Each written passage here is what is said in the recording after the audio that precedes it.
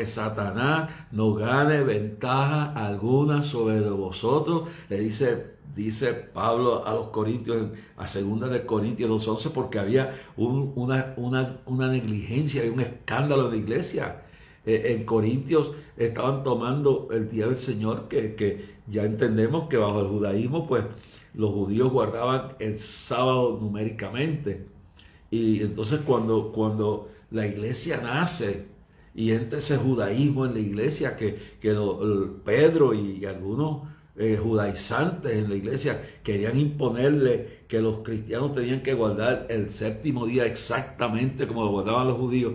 Y entonces, para celebrar, para desasociar de los judaizantes del judaísmo a la iglesia, los cristianos empiezan a reunirse no el sábado. Los judíos ortodoxos que se convertían, pues guardaban eso. Pero Pablo tuvo una lucha grande con Pedro y le tuvo que decir, mira, eso los judíos, pero los gentiles no están obligados, al convertirse al cristianismo, no están obligados a guardar las ceremonias, los ritos, ni el sábado en la forma y la manera que lo hace el pueblo judío. Entonces, para acabar con esa confusión, entonces la iglesia, conmemorando la resurrección, pues recuerdo, Cristo resucitó un domingo, conmemorando la resurrección y la vida de Jesucristo al resucitar y vencer la muerte, los cristianos entonces, desasociándose con los judaizantes, se reúnen en la sinagoga los domingos, toman la Santa Cena, o lo que se llama, en la realidad no la falsificación del sacramento, como algunos lo dicen, que el cuerpo, que la sangre, o el jugo de la vid, o el vino, especialmente el jugo de la vid, que es lo que usaron ellos, se convierte en la sangre. No, es simbólico. Entonces Pablo le da a entender a la iglesia y le enseña a los corintios, dice, mire, entonces cuando se reúnan a tomar a hacerlo en memoria de mí, dice el Señor, que entonces el pan es símbolo de su cuerpo cuando se parte el pan, porque eso es lo que hacía, partían el pan. Cuando el pan se parte, es un símbolo de cómo Él derramó su cuerpo, fue herido, mas Él herido fue por nuestras rebeliones, molido por nuestros pecados. Entonces esa forma que se parte, recordate esto, lo que hice yo, mi cuerpo. Entonces es memoria, es simbólico. Y el jugo de la vid, que sale, el vino que sale, porque era fresco, no era fermentado. Entonces, recuérdense, en la boda de Canaán, aquel vino que hizo Cristo no era fermentado, era milagroso. No era para emborracharse ni nada de esto. El asunto es que el Señor le dice, cuando tomes esto, bebed mi sangre. Esta palabra es recordatorio de la sangre que Él derramó. No es que se convierte, porque es una locura. Que cada vez que se celebra la Santa Cena, o como le llama la Santa Eucaristía, que se convierte el vino en la sangre y el pan en su cuerpo, no. Eso, y que cada vez se repita el sacrificio. Entonces eso iría contra la realidad del sacrificio único. Dice que Cristo fue sacrificado una vez por nosotros, fue clavado a la cruz, murió en la cruz y resucitó al tercer día. Toda esa expiación. Por eso Pablo dice bien claro en Gálatas, estela de mí gloriarme, sino en la cruz de nuestro Señor Jesucristo, porque en el mundo me ha crucificado a mí, yo al mundo. Entonces es simbólico. La Santa Cena, o como le quiera llamar, no es como lo enseñan algunos teólogos equivocados, porque aún la iglesia primitiva, antes de nacer la iglesia pentecostal, la iglesia evangélica, la iglesia presbiteriana, la iglesia católica, antes de eso, la iglesia primitiva celebraba eso simbólicamente. El jugo de la vid o el vino, como le quiera llamar, era simbólico de la sangre. Se recordaba el sacrificio, porque lo más importante del cristianismo no son los milagros, no son las emisoras de radio y televisión, no es cuánta bendición tú recibas, no es cuánto tú hagas. No, lo más grande del cristianismo es la muerte la muerte de Cristo en la cruz del Calvario. Dice que molido Él fue por nuestros pecados. ¿Sí? En Él cargó el pecado de nosotros, molido por nuestros pecados y por nuestras rebeliones. En Él cargó el pecado tuyo y mío. Y la Biblia dice bien claro que la paga del pecado es muerte, más la dádiva de Dios es vida eterna en Cristo Jesús. Y dice Pablo, dice bien claro Pablo, porque si tú creyeras en tu corazón que Dios lo resucitó de los muertos y confesaras con tu boca al Señor Jesús, serás salvo. En Juan 3:16 dice, porque de tal manera amó Dios al mundo que ha dado a su Hijo unigénito para que todo aquel que en Él crea no se pierda, mas tenga la vida eterna. Entonces, lo más importante, lo más significativo es la muerte del Cordero. Él es el Cordero de Dios que quita el pecado del mundo. Y Él murió por ti. Dice que en esto, en 1 Juan dice que en esto mostró Dios su amor para con nosotros, que aún siendo pecadores, Cristo Jesús murió por nosotros. Eso no puede entender. Yo escuchaba hoy el testimonio de Alex Trujillo. Y lo estamos pasando en uno de estos programas que es de bachata y este muchacho Molusco, que hay que orar por él para que se convierta. Pues hoy entrevistó a Alex Trujillo. Alex Trujillo pasó 15 años en la cárcel y nadie como que está en duda medio mundo. 15 años después sale a la calle y ya no es el asesino, ya no es aquel individuo. No, cuando esta noche por accidente yo puse la televisión y están pasando, creo que fue en el programa de Marcano, que transmite desde Orlando. Entonces Molusco pues le prestó la grabación de cuando hoy en el programa de él pues entrevistó a Alex Trujillo y estaba pasmado. Y hay que orar por estos jóvenes como Molusco y por estas personas que están en la televisión como la Comay, que estuvo en la iglesia, que está descarriado, que es un alma de Dios. Hay que orar por ellos, hay que orar por toda esta gente que estamos viendo, que Marcano, aún por estos analistas que se burlan de nosotros, que dicen, son almas, hermano. Pablo era un perseguidor del Evangelio hasta que conoció frente a frente con Cristo. Entonces, no podemos desviarnos, hermano. Y nuestros ojos tienen que ponerse en Cristo. Y el mensaje es este: Jesús vino a buscar y a salvar lo que se había perdido. El mensaje es este: porque de tal manera amó Dios al mundo que ha dado su Hijo unigénito para que todo aquel que en Él crea no se pierda, mas tenga la vida eterna. El mensaje es esto: que aún siendo tú y yo pecadores, Cristo fue a la cruz. Y Isaías lo dice en Isaías 53, en Él cargó todo el pecado de nosotros, molido fue por nuestras rebeliones. No halló en Él belleza o nada bello, fue desfigurado por nosotros, sufrió por nosotros, derramó su sangre por nosotros. Y el pecado por el cual la gente irá al infierno, aunque déjame decirte, eso no quiere decir que todos esos otros pecados, adulterio, homosexualismo, lesbianismo, pedofilia, incesto, hipocresía, mentira, asesinato, llámele todo lo que herejía, lo que le quieran llamar, no quiere decir que esos pecados no son juzgados por Dios, que son desagradables. Sí, quiere decir que esos pecados son desagradables, pero la verdadera razón etimológica por la cual la gente irá al infierno, yo le hablé, me recuerdo que en una oficina de una gran corporación internacional me invitaron, una de estas transnacionales, me invitaron una noche a hablarle a 10 representantes de la comunidad gay. Cuando terminamos hablando, yo le dije a los 10 que estaban ahí, mire, cada uno de ustedes ha hablado 5 minutos, dice usted, ha cogido como 10 minutos, yo soy uno solo. Permítame decirle lo siguiente: ni usted ni yo iremos al infierno por esos pecados. No quiere decir que se justifica dicha conducta. Y usted no irá al infierno por ser homosexual.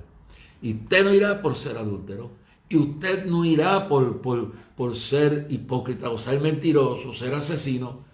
La gente irá al infierno por ser incrédulo. Entonces, por años, yo estoy hablando de este grupo, todos son homosexuales.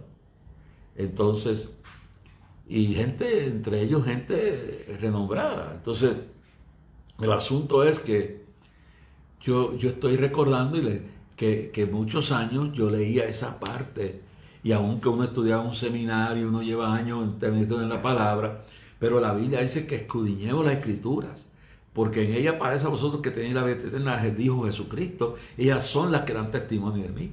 La gente cae en herejía, la gente cae en errores. Primero, porque no siguen la doctrina de la palabra. Segundo, porque siguen a hombres. Pablo dice en Hebreos 12, 1 y 2, dice: puesto los ojos en Jesús, el autor y consumador de la fe. Nosotros no podemos seguir a apóstoles, ni a reverendos, ni a obispos, ni a evangelistas, ni a maestros, ni a profetas. Nosotros seguimos a Jesucristo. El que cree hasta el fin, mire, no caiga. Van a caer en herejía un montón de gente. Por eso uno tiene la iglesia, y una de las cosas que aquí estamos tocando el tema esta noche, dice bien claro, dice la palabra de Dios en el libro de Corintios, cuando habla de los dones del Espíritu, en 1 Corintios, cuando habla de los dones del Espíritu. Yo quiero que usted tenga esto en cuenta cuando estoy buscando aquí, porque quiero leerlo. Capítulo 12 del libro de 1 Corintios, dice en el verso 4: ahora bien, hay diversidad de dones, pero el Espíritu es el mismo. Escuche bien esto: hay diversidad de dones, pero el Espíritu es el mismo. Y en el verso 6 dice, y en el verso 5 dice: hay diversidad de ministerios, pero el Señor es el mismo. En el verso 6 hay diversidad de operaciones, pero Dios, que hace todas las cosas en todos, es el mismo. El centro de esto está en Dios, no en el hombre, no en el instrumento. En el verso 7 dice: pero a cada uno le es dado la manifestación del Espíritu para provecho, no para que la persona se engrandezca. Si Dios te llama a ti a ser pastor o a ser maestro o a ser lo que Dios quiera, no es para que tú te engrandezcas, no es para que tú hagas discípulos para ti, sino discípulos para Cristo. Es para que tú lleves a la gente al conocimiento de Jesucristo. Eso es la misión de la iglesia. No es engrandecer hombres ni mujeres. No es entregar tu alma a un hombre y una mujer que dice que empieza a usar la Biblia como Jim Jones. Los que hemos leído la historia, los que vivimos, porque yo viví ese tiempo y me recuerdo que dentro del ministerio tuvimos que enfrentar cómo aquella gente fueron engañados por un hombre que empezó con la Biblia.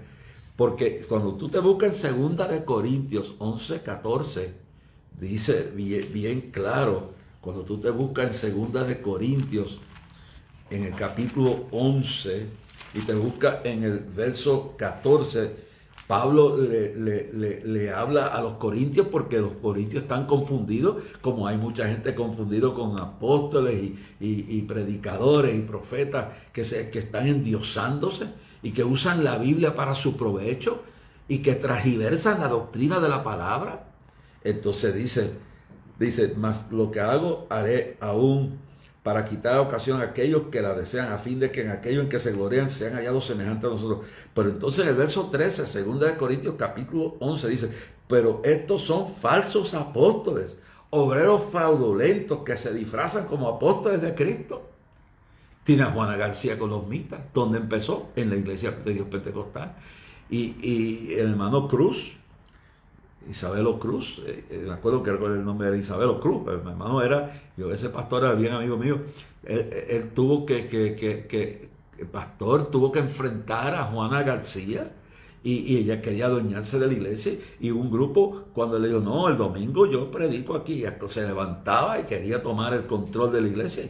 Y este siervo de Dios, el reverendo Cruz, le dijo, el pastor de la iglesia, le dijo bien claro, le dijo: tú aquí no mandas.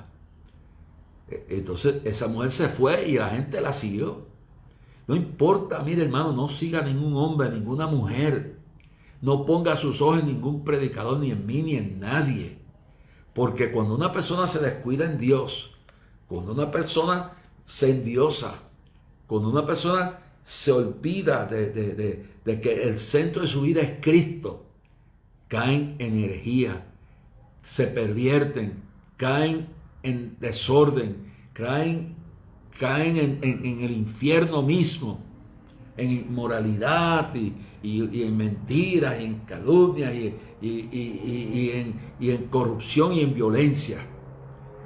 Es decir que no, usted no tiene que seguir a ningún apóstol, ni ningún predicador, ni a ningún profeta, ni a ningún evangelista. Usted siga al Cristo de la gloria. Por eso Pablo dice que no es maravilla, le dice a los corintios, porque están confundidos, porque estos son falsos apóstoles, obreros fraudulentos, que se disfrazan como apóstoles de Cristo, y la gente los sigue ciegamente. Y cuando esa gente cae, o cuando una mujer de esas se revela, o cuando un hombre de esos se convierte en una mogolla, en un instrumento del diablo, porque de confusión y de mentira y de violencia, de corrupción y moralidad, la gente se turba todo, ¿no?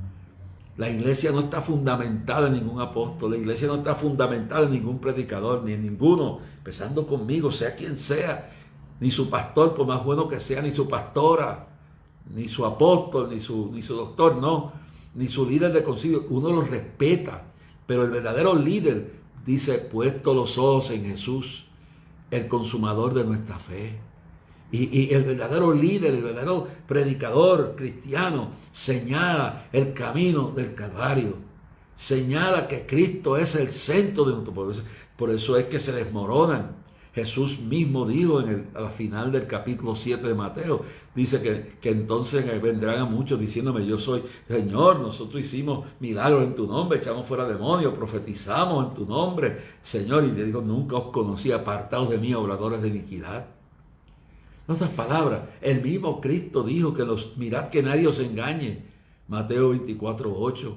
Porque vendrán personas que usarán mi nombre. Esa es la interpretación correcta. Se esconderán detrás de los milagros. No quiere decir que no hay milagros. Hay profecía, hay cosas bellas de Dios. Pero se esconderán detrás de estas cosas. Y cuando esas personas, como Jim Jones, ¿se acuerdan cómo llevó a aquella gente a Guyana? Y el escándalo todavía sigue en películas, cómo los engañó. Siguieron ciegamente a un hombre. Y eso es la táctica que van dejando la Biblia a un lado. Y ya se habían convertido, ya había convertido aquello en homosexualismo, en adulterio, en fornicación, en incesto, en orgías sexuales. Y allí en esa selva de Guyana los llevó toda la muerte. Si usted está siguiendo a una pastora, si usted está siguiendo a un profeta, si usted está siguiendo a un predicador, a un apóstol, a una persona, olvídese de eso. Cristo es el centro de todo. No vaya a la iglesia por el pastor, ni vaya a la iglesia por la pastora, ni siga a Dios por un predicador. Usted sigue porque Cristo vino a buscar y a salvar lo que se había perdido. Hay gran confusión. Y se recuerda en Texas, en Waco, Texas, David Koresh, ese era adventista. Jim Jones salió de una iglesia evangélica, la mezcló con pentecostalismo y después se terminó usando la Biblia, terminó engañando a todos los seguidores. Llevó más de 900 personas a la muerte. Entonces David Koresh era adventista y le dio manía con la interpretación de los 7 sellos, de esto Apocalipsis, y dale que. Y cuando la gente lo siguió ciegamente allá en Waco, Texas, nosotros conocemos la historia, porque yo estaba comenzando el ministerio en esos tiempos. Y recuerdo cuando ya dentro de se convirtió en una secta, tenían múltiples relaciones, orgías, homosexualismo, ya justificaron, porque una vez que se tienen el control de la mente de las personas, estos falsos apóstoles comienzan a controlar a la persona. Cuando un líder religioso le exige más de lo que exige Dios, cuando le quita su personalidad, cuando su vida personal se la somete a las mentiras, y usted dice: entonces esto es lo que dice, porque son falsos apóstoles, obreros fraudulentos que se disfrazan como apóstoles de Cristo. Y dice, y el verso 14, no es maravilla, porque el mismo Satanás se disfraza como ángel de luz. Y si Satanás, cuando Job dice que entraron los ángeles, los mismos ángeles, él colado entre ellos, no lo conocían, dice: así que no es extraño si también sus ministros se disfrazan como ministros de justicia, cuyo fin será conforme a sus obras. Entonces no es maravilla. Y le dice Pablo a los corintios: no se escandalicen, no tengan temor. porque ustedes no están siguiendo a estos apóstoles, están siguiendo a Jesucristo. Oh, gloria a Dios. Pero entonces, cuando hablo de los dones del Espíritu, y dice, y aquí habla de verso 7, pero a cada uno les he dado la manifestación del Espíritu para provecho, no para gloriarse, no para darse golpes de pecho y para que la gente lo mire, no, hay que mirar a Cristo. ¿Quién fue al Calvario? Fue Cristo. ¿Quién resucitó al tercer día? Cristo. Entonces, cuando los judaizantes tratan de imponerle en las reglas del judaísmo a los cristianos gentiles, Pablo le dice, no, ellos están, ya Cristo cumplió la ley. Entonces los cristianos empiezan a reunirse el domingo, conmemorando la resurrección de Cristo. Y entonces en esa iglesia de Corintios, que lo diremos más adelante, se formó un escándalo. Se emborrachaban, tenían las mujeres que estaban en la sinagoga, formaban una garata, gritando, y el pecado se coló en la iglesia de Corintios, de tal que dice, cosa que ni aún pasa entre los impíos. Había un hijo que le quitó, la madre murió, el papá se casó de nuevo, y el hijo le quitó la mujer a su padre, y vivía con la madrastra. Eso estaba pasando en Corintios. Iban a tomar la Santa Cena y se emborrachaban y profanaban lo que nosotros llamamos la Santa Cena, o los católicos llaman la Eucaristía, que le dan una interpretación errada. Pero sea lo que sea, lo profanaron. Lo que era la reunión del domingo como un agape, que era una fiesta que compartía, lo convirtieron en una locura. El culto en la sinagoga, porque recuerden, las sinagogas tienen un piso arriba para las mujeres. Entonces tenían un balcón a la derecha, un balcón a la izquierda, y ahí iban las mujeres. Abajo iban los hombres. Recuerden que era toda una sociedad diferente a la que tenemos dentro de todas esas reuniones. La mujer no valía nada. El cristianismo es lo que hace que la mujer tome su lugar. Entonces, esas mujeres que estaban allí empezaban a gritar unas de otras y dicen, mira, te recuerdas, y formaban. Entonces, mientras abajo estaba el culto del domingo, y estaban en todo esto, en la sinagoga, porque estaban en sinagoga, usaban el templo de sinagoga, se habían convertido miles de judíos. Entonces, ellas formaban, y ahí es que Pablo dice, la mujer calla en la congregación. No está diciendo, pero ahí yo sé que muchos de ustedes me van a odiar por esto, pero yo no estoy aquí para agradar a nadie. Ahí es que viene el asunto de que la mujer no puede cantar, que la mujer no puede predicar, que la mujer no puede ser pastora, porque Pablo dice que la mujer calla en la congregación. Pero lo que es histórico, que cuando Pablo dijo que la mujer callara en la congregación, no era por nada teológico, era que se reunían el primer día de la semana en la sinagoga, y las mujeres de un lado izquierdo, del balcón izquierdo, se gritaban y formaban un escándalo. Y entonces Pablo se ve comprometido a decirle, la mujer calla en la congregación, usted no viene al culto aquí para estar de un balcón a otro, porque había esa segregación en la iglesia, que los hombres iban aparte. Yo me recuerdo cuando yo me convertí al evangelio,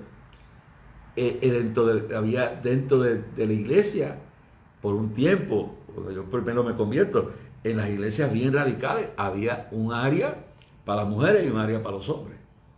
No fue que hasta desarrollándose que se fue interpretando la escritura, que todos somos iguales, que no hay preferencia especial para nadie. Entonces pero en aquel momento Pablo le tiene que decir a la mujer, se calla en la boca, en la iglesia no se viene, y eso se lo podemos decir hoy en día, a lo que cuando entran al templo de Dios, yo no le voy a decir que Dios lo va a matar, pero hermano, yo le digo esto, y no creo que Dios lo va a mandar al infierno por esto, pero gente que va a la iglesia, y yo me recuerdo cuando yo iba a la escuela, al cuarto y quinto grado, tenía una maestra que se llama Miss Tux, allá en Manhattan, y Miss Tux sabe lo que hacía, que nosotros como niños, cuarto y quinto grado, nos poníamos a mascar chicle. Y la maestra decía, usted no viene aquí a la clase a mascar chicle, usted viene aquí a aprender. Y ella decía que parecíamos unas vacas, así nos comparaba como vacas, decía. Y yo aprendí que todo tiene su lugar. Pues si hay gente que no le importa, y están en la iglesia como si estuvieran en una gallera, y no guardan el respeto, la dignidad, y no es que sea un pecado mascar chicle, lo que pasa es que hay una cultura de respeto. Y esto fue lo que pasaba en la iglesia de Corintios, que cuando se reunían el domingo, el primer día de la semana en la sinagoga, porque era el lugar donde reunirse, porque se habían convertido miles de judíos, entonces las mujeres empezaban a chismografar, a gritarse de un lado a otro, los hombres abajo en el culto y las mujeres arriba gritándose de un lado a otro. Y entonces Pablo le dice a la mujer, calle en la congregación. Pero entonces con el tiempo, los que interpretan radicalmente la Biblia dicen, pues la mujer no puede predicar, la mujer no puede cantar, la mujer no puede ser misionera, la mujer no puede dirigir una iglesia. Pero mire, hermano, es una vergüenza que muchos hombres, Dios ha tenido que llamar mujeres porque hay hombres que no quieren hacer la voluntad de Dios. Pero nunca eso fue una provisión para que Dios levantara mujeres, porque en la Biblia hubieron mujeres como Débora, como Esther, etcétera, mujeres de Dios, mujeres que Dios, y en la historia de la Biblia, y en la historia del oeste de Estados Unidos, y en la historia de Estados Unidos, en la historia de la iglesia, ha habido mujeres que fueron valientes durante las persecuciones imperiales. Y entonces, no quiere decir eso que la mujer no participe en el culto. Lo que Dios fue, es igual que si tú vas, si tú no vas, bueno, vamos a poner, tú no vas a la iglesia a mascar chicle. Tú vas a adorar a Dios y la reverencia es, no es porque te va a matar Dios ni que te vaya a ir al infierno por eso, pero tú sabes, cuando tú estás en un lugar, tú tienes cultura, tú tienes educación, todo tiene su sitio, todo tiene su tiempo, dice el proverbista. Uno tiene que cuidarse cómo uno hace las cosas. Bueno, tú podrás, en vista de todo esto, vamos a comparar lo de los celulares. El problema terrible en el día de hoy es que la gente en la iglesia hubo que enseñarle a la gente que no venía que a menos que no fuera por una emergencia, hubo que enseñarle a la gente que cuando viniera a la iglesia apagara los celulares, porque eso era cada rato sonando un celular en diferentes partes de las iglesias. Pero eso no es que te iba al infierno por eso, pues es cultura, es educación, es respeto, es temor, respeto por el lugar donde está. Mire, yo fui con mi hija por la primera vez. A mí me encanta Broadway. Y en Broadway hay muchos dramas y muchos cosas de estas obras que son maravillosas. Está la obra esta no puedo ver por los nombres, obras maravillosas, especialmente la obra de cuando la Revolución Francesa y que se ha hecho en película, y yo ahora los nombres, yo no estoy tan alejado de todo esto, pero le puedo hacer una lista después. Obras maravillosas en Broadway que retoman la historia de eventos que son maravillosos, y para niños y para adultos, como todas las cosas. Y entonces fuimos a ver, no me recuerdo qué obra fue, pero fue una obra que fuimos a ver, Les Miserables. Esa historia yo la he visto varias veces y me encanta. Está la película y todo, recorre un tiempo pre la Revolución Francesa. Les Miserables que lleva un mensaje de lo que sucedió en lo que sucedía con los pobres y lo que lleva a la revolución, y habla de Jean Paul, del hombre que vende su vida porque se roba una libra de pan para sostener a su familia y termina toda la vida preso. Jean Valjean, entonces Jean Valjean termina en la cárcel, y esas obras, pues la cosa que hay Los Miserables, El Fantasma de la Ópera y Mary Poppins, y muchas de esas obras que son excelentes. Entonces, pues, una Navidad, hacía años que no pasaba la Navidad con Catherine, y me la llevé para Nueva York. Y fuimos a ver una de esas obras, no sé si fue El Fantasma de la Ópera, si fue Los Miserables, una de esas obras. Y era la primera vez que Catherine entraba a uno de estos teatros. Y esos teatros no son grandes. Esos teatros, la gente, uno a veces consigue unos especiales y consigue conexiones que le hacen un descuento a uno. Pero hay gente que paga hasta $500 por sentarse en un asiento. Entonces, la reverencia de eso es que cuando, primero, no dejan niños de menos de 7 años entrar. No. Claro, Catherine ya estaba grande, ya estaba mayor de edad y yo me la llevo conmigo. Y yo sé que ella posiblemente está oyendo esto, entonces ella no sabía que allí tú no podías hablar en voz alta. Ella se emociona y estamos viendo, y ella, qué tremendo. Y Catherine, entonces me recuerdo que cada vez que se emociona hablaba o me preguntaba algo y la gente, shh, shh. Entonces había una señora que está bien racista, entonces le digo, mire, váyase para su país, le digo, y Catherine le dijo, this is my country. Y yo dije, Dios mío, yo me escondí en el asiento y yo dije, Dios mío, ayúdame, que aquí se va a formar un revolú.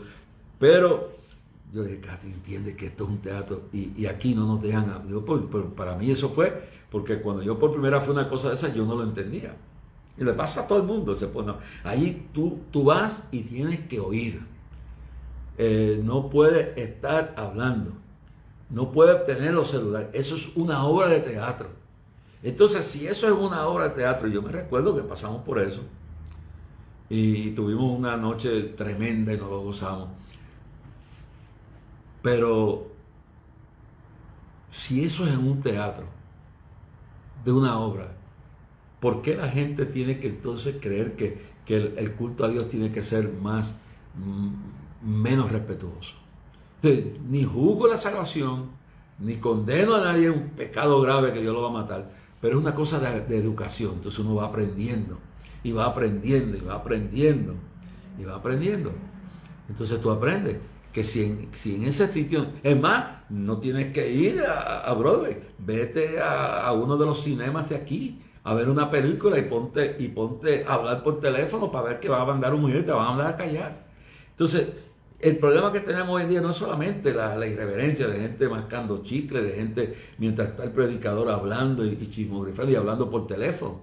Entonces, por eso las iglesias han tenido que poner un rótulo: cuando usted entre a esta casa, a menos que no sea que usted tenga un problema de emergencia que tenga que tener, apáguelo. Ese es el problema moderno. Pues eso pasaba en la iglesia de Corintios. Eso era lo que pasaba en la iglesia de Corintios. Las mujeres alborotando. Y luego que terminaba esa parte, cuando iban a tomar la Santa Cena, lo que había era un relajo. Tenían gente en la iglesia como ese muchacho que estaba viviendo con la madrastra y la iglesia se lo estaba tolerando, porque en el día de hoy se ha dejado de predicar el mensaje completo. Está bien el amor, está bien los milagros que Dios bendice, pero se ha dejado que la fe sin obra es muerta. Y lo que Cristo señaló en el capítulo 7 final de Mateo, que dice, y en aquel día muchos vendrán diciendo en mi nombre, echamos fuera demonios, hicimos prodigios, hicimos milagros, profetizamos en tu nombre, Señor. Y entonces el Señor: nunca os conocí, apartados de mí, obradores de iniquidad. Y eso pasaba en la iglesia de Corinto. Entonces, cuando en el primer capítulo se habla de los dones del Espíritu, y era esto que yo quiero llegar, en el verso 10 dice: a otros el hacer milagros, a otros profecía, a otros discernimiento de espíritus. Y después habla de las lenguas, géneros de lengua, a otros interpretación de lengua, pero todas cosas las hace uno y el mismo Espíritu, repartiendo a cada uno en particular como Él quiere. Okay. Después, en la segunda carta a los Corintios, le habla y le dice bien claro, sobre toda esta realidad, y le habla sobre lo que está pasando en Corintios, y le dice que tienen que despertar, que tienen que cuidarse de Satanás, y le dice que el diablo se transfigura en ángel de luz. Pero aquí habla del don de discernimiento de espíritu, hermano. La iglesia está carente de la dirección de espíritu, se está yendo por las emociones, está siguiendo a hombres que traen un discurso de motivación, personas que le caen bien, que se preparan como artistas. La unción del Espíritu Santo se ha apartado, el don de discernimiento no está en funciones. Entonces crean una teología carnal totalmente falsa, pero ese don de discernimiento está apagado en la iglesia. Y es una de las cosas que Pablo dice aquí, y después le dice, aparte de eso, le dice bien claro que lo más grande, después en el capítulo 13, que podemos hablarlo mañana si así es posible, de la importancia, por encima de los milagros, por encima de los dones que puedas tener, por encima de todo lo que puedas hacer, por lo que puedas dar tu vida. Y es bueno decirlo, lo más grande es esto. Y dice, si yo hablase lenguas humanas y angélicas y no tengo amor, vengo a ser como metal que resuena o símbolo que retiñe. Si tuviese profecía y entendiese todos los misterios, toda ciencia, y si tuviera toda la fe de tal manera que trasladase los montes, no tengo amor, nada soy. Puedes tener todos los doctorados, todos los bachilleratos, todas las maestrías, puedes tener toda la labia, puedes tener todo lo que, la manipulación de todo, pero si no tienes amor, nada eres. Y dice aún más, y si repartiere, leas el capítulo 13 completo de 1 de Corintios, y si repartiese todos mis bienes para dar de comer a los pobres, y si entregase mi cuerpo para ser quemado y no tengo amor, de nada me sirve. El amor es sufrido, es benigno, el amor no tiene envidia, el amor no es jactancioso ni se envanece, no hace nada indebido. No busca lo suyo. O sea, mire bien cómo describe. Tú dices que tienes amor, pero tú odias a alguien. Le tienes envidia, le tienes rencor, quisieras desquitarte lo que te hicieron hace años. Óyeme, y tú repartes todos tus bienes para dar de comer a los pobres. Y aunque te vayas, te hagas un mártir y te quemen, pero no tienes, y quemen tu cuerpo, no tienes amor, de nada me sirve, dice Pablo. ¿Por qué? Porque ese amor es el que proviene de Cristo. Cuando Él murió por nosotros, murió por ti, lo que yo le decía a esta gente. La gente irá al infierno porque como una persona que no sabe nadar y le tiran, no sabe nadar y le tiran un salvavidas y no lo coge. Se ahogó porque no sabe nadar. Se ahogó porque no sabe nadar. Sino se ahogó porque no agarró el salvavidas que le tiraron. La gente sí, todo lo demás te lleva ahí, te lleva, todos esos pecados te llevan camino al infierno, pero al fin el empujón final es que te tiraron el salvavidas del amor de Dios, del sacrificio de la cruz. Por eso Pablo dice, te dejo de mí gloriarme, sino en la cruz de nuestro Señor Jesucristo, porque en el mundo me has crucificado a mí y yo al mundo. Entonces te tiran ese amor y dice, a los suyos vino. El pueblo judío tuvo la ventaja de ver a Cristo en persona. Dice Juan el apóstol, que es Juan, en el libro de Juan, en el Evangelio según San Juan, habla ahí refleja la divinidad de Cristo, lo importante de todo este sacrificio. Entonces Juan dice, a los suyos vino, a los suyos no le recibieron. Vino a su pueblo y el pueblo judío lo rechazó. Ese es el pueblo que Dios ha usado, pero no lo usa porque es súper santo, Dios lo escogió. Porque lo vil del mundo escogido para usar a los sabios. Entonces la gente cree que esa nación es lo más grande del mundo. No, es lo más grande porque esa fue la tierra donde Dios empezó todo en la promesa, y ese pueblo lo escogió, pero no por perfecto, porque dice, este pueblo lejos, dice, de labios me honra, mas su boca, para su corazón lejos de mí está. Ese pueblo está como está la iglesia hoy en día. De labios le honran. Cantan coros, el diablo canta coros, los enemigos se burlan de nosotros,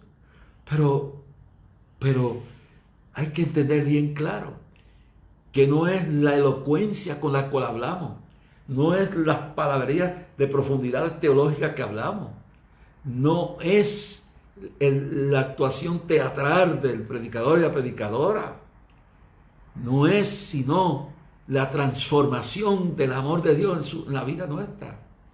Y entonces la iglesia ha perdido eso y se ha convertido en una lucha de envidia. Por eso dice bien claro así. Dice bien claro que el amor es sufrido. Óyeme, tú soportas por Cristo, ¿no? Yo sé que hay momentos que uno no encuentra qué hacer. Sé que hay momentos que uno desearía morirse. Sé que hay momentos que uno no entiende por qué está pasando por este valle de sombra de muerte. Pero dice que el amor es sufrido. Estamos dispuestos a padecer. Hay que serle fiel a Dios. Y esos antiguos cristianos que hablan que habla el libro de los héroes de la fe, capítulo 11, la primera mitad, pero la segunda mitad dice que aunque aquellos le taparon la boca a los leones, aquellos fueron librados muchas veces del fuego, como los jóvenes hebreos, pero ¿qué de aquellos que dieron su vida, aquellos que se los comieron los leones, aquellos que los crucificaron, aquellos que ahora mismo, esta noche, en Nigeria los están matando, que esta misma noche, mientras usted me escucha, en Eritrea los están persiguiendo, en Irán los están metiendo a la cárcel, los están apedreando a muerte? Eso no es que fue allá, que es hoy. Que hoy, en el día de hoy, hay gente yendo perdido por completo por mantenerse firme a Dios. Que hay mujeres que por no caer en adulterio aguantan y aguantan y aguantan y se niegan a sí mismos. Y hombres que por lo mismo se niegan a sí mismos y dicen: yo le voy a ser fiel a Dios, aunque mi padre y mi madre me dejaran, aunque me deje mi mujer, aunque me deje mi marido, aunque me deje quien sea, yo y mi casa serviremos a Jehová. Entonces, sufrido. A veces hay que aguantar para serle fiel a Dios. Pero Dios dice, es benigno, hace el bien. El amor no tiene envidia. El amor no tiene envidia, lo está hablando. No envidia lo que es de otro. Uno se goza que otro tenga un mejor carro que uno, que otro tenga una casa mejor. Pero mientras tú sientas esa envidia, no está el amor de Dios reflejado. Óyelo bien claro. El amor no es jactancioso, ni se envanece. Toda esta gente llena de orgullo, de soberbia, de grandeza, hace las cosas para la gloria de Dios. No hace nada indebido. En otras palabras, no está, cuando hace lo que está mal, lo confiesa a Dios y se aparta de su pecado. Trata de evitar hacer lo indebido. Es benigno, el amor no tiene envidia, el amor no es jactancioso, no hace nada indebido, no busca lo suyo, ni se irrita, ni guarda rencor, ni se goza de la injusticia, mas se goza de la verdad. En otras palabras, yo me recuerdo, hermano, en una iglesia que no voy a mencionar, donde yo he predicado mucho, una tremenda iglesia grande, con aquella época, estoy hablando de la década del 70, y yo predicaba 60, y el músico de la iglesia era muy esencial. Y el músico salía de la iglesia para la casa. Y el culto, todo el mundo hablando lengua. Pero luego, con el pasar de los años, se supo que el músico que tocaba el culto tremendo del domingo y hablaba lengua, cuando llegaba a la casa le daba una pela a la mujer.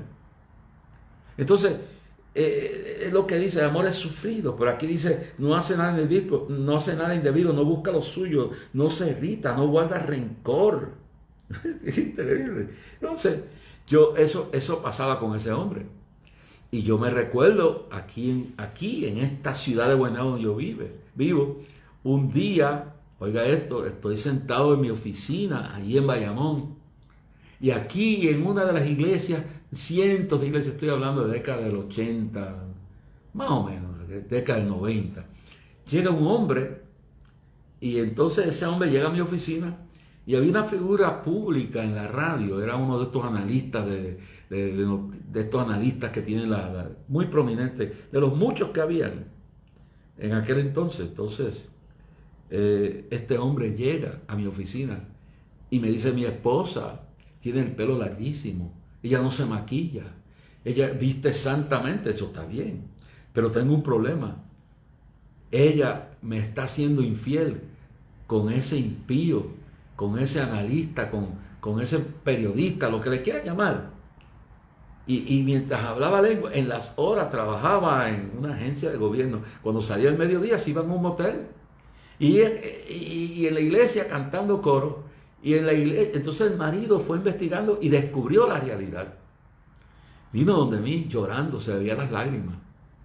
Entonces, déjeme decirle bien claro: es benigno, el amor no tiene envidia, el amor no es jactancioso, no se envanece, no hace nada indebido, no busca lo suyo, no se irrita, no guarda rencor, no se goza de la injusticia, más se goza de la verdad. Lo que está pasando con los policías, nosotros no podemos gozarnos de que la policía trabaje 25 años, 30 años y al final ganen y como aquí los gobiernos aquí quebrantaron el banco del pueblo, donde estaba el dinero de las pensiones. Se lo robaron legalmente. Después se pasaron una ley que todos tenían inmunidad. Esta cosa que le quieren echar la culpa a la Junta, esta que han tenido que poner para vigilar y que a veces se limita, pero es la verdad. Se robaron todo, quebraron este país. Todo eso es injusticia. Esos policías están clamando por justicia. Esos padres que le están matando los hijos y las hijas están clamando por justicia. Dice que dice bien claro, dice, no se goza de la injusticia, mas se goza de la verdad. Entonces esta mujer, igual como dije el guitarrista de la iglesia, esta mujer todos los mediodías se iba para un motel con este periodista, analista, lo que fuera. Y ese hombre viene llorando y me dice, yo averigüé y tengo evidencia, mira lo que mi mujer está haciendo. ¿Sabe? La gente piensa que ya en el cielo no hay alguien que nos mira. Y dice la Biblia, bien claro, en el Salmo 131, ¿a dónde miré? ¿A dónde me esconderé? ¿A dónde? ¿Dónde, Señor? Si me fuera a las profundidades de la tierra, allí estás tú. Donde quiera, para ti la noche es igual que el día. ¿Dónde se escondió David?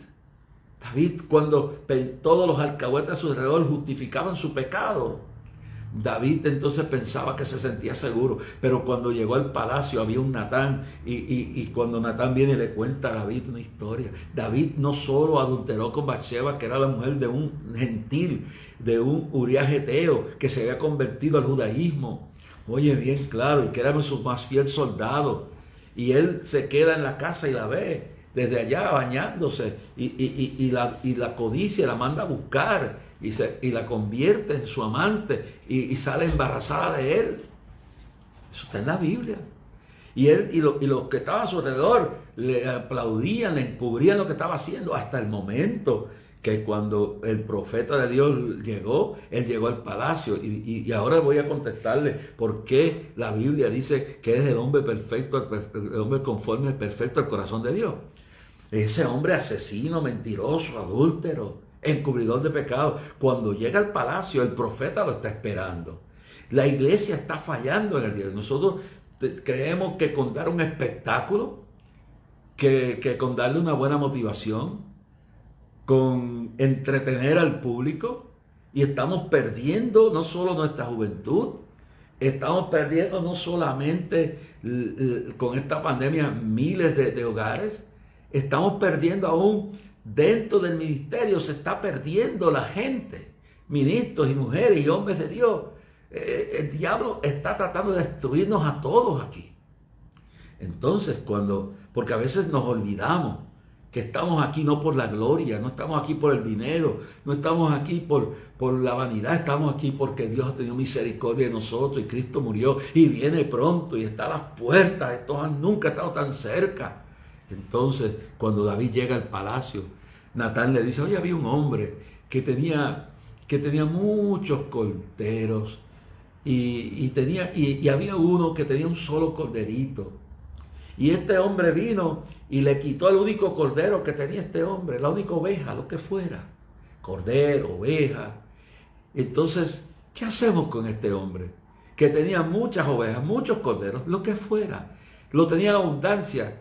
Y este pobre hombre lo que tenía era ese corderito, esa ovejita, y se la quitó. Bueno, entonces, ¿qué tú harías con ese hombre? Imposible, la mató para hacer lo que fuera. No, ese hombre hay que matarlo. Y cuando David dice ese hombre hay que matarlo, David entonces dice, ese eres tú. Tú eres ese hombre. Que Urías Geteo, teniendo tú, porque este tenía un harén. En aquel entonces los reyes tenían harén. Eso no es ahora. Los musulmanes lo tienen. Pero los reyes de Israel, sin voluntad de Dios, porque eso no era el propósito de Dios, hicieron harenes. Dice, tú tienes todas las mujeres más bellas. Y aquel lo único, Urías Geteo, lo que tenía era su esposa. Y tú, no satisfecho con lo que tenía, le quitaste lo que él tenía. Y óyeme bien, pues tú eres ese hombre. Pero la grandeza de David es que cuando Dios lo confrontó, óyelo bien, dice, el que se humillare será ensalzado y el que se ensalza será humillado. Cuando Dios lo confrontó a través del profeta, David pudo haber dicho, arresten a este hombre, mátenlo. Pero David sabía la voz de Dios y David se tiró al piso llorando y dijo, haga conmigo Jehová como quiera hacer. Haga conmigo lo que Dios quiera hacer. Confesó su pecado. Si confesamos, 1 Juan 1:9, si confesamos nuestros pecados a Él es fiel y justo para perdonar nuestros pecados. Oye, y la sangre de Cristo nos limpia de todo pecado. El que a mí viene yo no lo echo fuera. Cristo murió por ti. Y viene tú, mira esto de Alex Trujillo, un criminal. Todavía la gente no lo puede creer. Ese es el problema del Evangelio, que nos hemos materializado, que nos hemos dogmatizado, que nos hemos descuidado en la esencia de lo profundo que es el amor restaurador de Dios. Pero eso no encubre el pecado. Cuando David oyó la voz del profeta, oyó la voz de Dios y se tiró al piso, que Dios me mate, que Dios haga lo que Él quiera conmigo. Y dice que era el hombre conforme a su corazón. No porque era perfecto, no ocultó su pecado, se puso en la mano de Dios y dice, pues mira, el juicio de Dios caerá sobre ti y nunca se apartará la espada de tu casa. Y ese hijo no lo tendrás, morirá. Y David pagó el precio. El precio fue tan grande que no pudo construirle casa a Jehová. Él no pudo hacer lo que tenía que hacer. El privilegio que lo tuvo su hijo de crear el templo de Salomón. Pero David, Dios lo castigó viendo todo, porque lo que uno siembra, uno cosecha, hermano. Todo lo que uno siembra, eso cosechará. Usted podrá reírse, usted podrá pensar todo lo que quiera, pero lo que uno hace aquí, no es que aquí lo paga, sino que lo cosecha y tienes que enfrentarte. Y David se tiró y se humilló. Eso es lo que tú tienes que hacer esta noche. A Dios no le importa que tú seas un Alex Trujillo. A Dios no le importa que tú seas una prostituta. A Dios no le importa lo que tú hayas sido. A Dios le importa que Él murió por ti. Y tú me estás oyendo descarriado. Eres un pastor apartado. Eres una cantante cristiana que te has hundido. Pero Dios te ama. Y ven a Dios ahora. No importa tu pecado. No quiere decir que no va a tener consecuencias lo que ha pasado. A veces Dios tiene misericordia de nosotros. Pues entonces, vete a Dios esta noche. Si estás descarriado, confiésele a Dios, Señor, yo pequé, yo me aparté de ti, yo mentí, yo hice esto, hice aquello. No hay nadie. De los ojos de Dios no te va a esconder. Podrás engañar a tu marido, podrás engañar a tu esposa, podrás engañar al presidente del concilio, podrás engañar a todo el mundo, pero a Dios no lo podemos engañar. Estamos desnudos, hermano. Estamos desnudos ante Dios. Y a veces Dios nos permite pasar por fuego para salvar nuestras almas. Porque a Dios no le importa el templo tuyo. A Dios no le importa la emisora de radio. A Dios no le importa un pito el canal que tú tienes de televisión. A Dios no le importa los 1000 doctorados. Y no es que sea malo tener un doctorado. A Dios no le importa los millones de almas que tú has traído al Señor. ¿Sí? A Dios no le importa los millones de almas que hayas tú o yo traído al Señor. A Dios no le importa los miles que se han sanado, los muchos paralíticos, o ciegos, o sordos, o mudos, o muertos que hayan resucitado. A Dios lo que le importa es que el día que tú mueras, tu alma no se pierda, porque de acá aprovechar el hombre, si ganara a todo el mundo, pero al fin perdiera su alma. A Dios no le importa porque Dios, termino con esto, porque es que hay una inspiración tremenda esta noche aquí. Vuelve a poner tus ojos en Cristo. Olvídate el que se cayó, no se cayó, la que no se cayó, no, pon tus ojos, ora por todos los demás. Ten misericordia de todos los que se han desviado de la verdad y pon tu mirada en Cristo y séle fiel a Cristo. Ese fue el que murió por ti. A Dios no le importa todas esas grandes obras que tú has logrado. Ese es el problema, que están envanecidos con el templo que han hecho, con la congregación multitudinaria que tienen, con los milagros, con las muchas almas que se evanecen lo que le pasa a muchos predicadores, a muchos hombres y mujeres de Dios que se envanecen, como dice la Biblia. El amor todo lo sufre, todo lo cree, todo lo espera, todo lo soporta. El amor nunca debe ser. Las profecías se acabarán y cesarán las lenguas y la ciencia acabará, porque en parte conocemos, en parte profetizamos, mas cuando venga lo perfecto, entonces lo que es en parte se acabará. Cuando yo era niño, hablaba como niño, pensaba como niño, juzgaba como niño, mas cuando ya fui hombre dejé lo que era de niño. Ahora vemos por espejos oscuramente, entonces veremos cara a cara. Ahora conozco en parte, pero entonces conoceré como fui conocido. Ahora permanecen la fe, la esperanza, el amor. Estos tres, pero el mayor de ellos es el amor. Amado hermano, Dios no le interesa todo el dinero que tú le has dado a la obra. Todo está bien, te has recompensado, Dios te bendice por eso. No le importa a Dios todo lo lindo que tú cantes o prediques. Dios lo que quiere es salvar tu alma. Y termino con esto y mañana pues podremos hablar un poquito de cómo Dios permitió a Job pasar por donde pasó para librarlo de perder su alma.